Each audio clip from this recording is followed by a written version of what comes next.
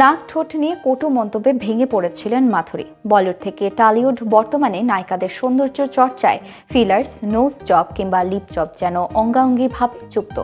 অনেক অভিনেত্রী এখন প্রকাশ্যে এসব অস্ত্রোপচারের কথা স্বীকার করেন। তবে 90-এর দশকের সুপারস্টার মাধুরী দীক্ষিত মনে করেন, কৃত্রিম সৌন্দর্যের চেয়ে নিজেকে যেমন আছে তেমনভাবে গ্রহণ করাটাই আসল। সম্প্রতি তিনি শেয়ার করেছেন ক্যারিয়ারের শুরুতে তার এক তিক্ত অভিজ্ঞতা। ব্লকবাস্টার হিট তেজাব মুক্তির আগে মাধুরীকে তার রূপ নিয়ে চরম সমালোচনার মুখোমুখি হতে হয়েছিল। বিশেষ করে তার নাক ও ঠোঁটের গড়ন নিয়ে শুনতে হয়েছিল কটু মন্তব্য। মাধুরী স্মরণ করেন, নাকটা ঠিক করো, ঠোঁটটা ঠিক নয়। এই কথাগুলো শুনে তিনি তখন ভেঙে পড়েছিলেন এবং মন খারাপ হয়ে গিয়েছিল। সদ্য অভিনয় জীবনে পা রাখার কারণে এসব সমালোচনা তাকে যথেষ্ট হতাশ করেছিল।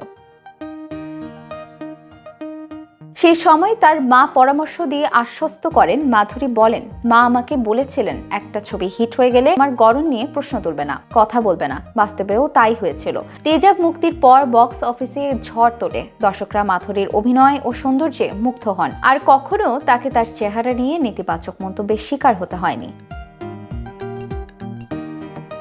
নতুন প্রজন্মের অভিনেত্রীরা যখন নিজেকে নিখুঁত করতে ছোটেন প্লাস্টিক সার্জনের কাছে, তখন মাধুরীর বার্তা ভিন্ন। তার মতে, ভালো কাজ করলে সব নেতিবাচক মন্তব্য ধীরে ধীরে বিলীন হয়ে যায়, এবং যদি দেখতে অন্যরকম হয় সেটাই তো নতুনত্ব।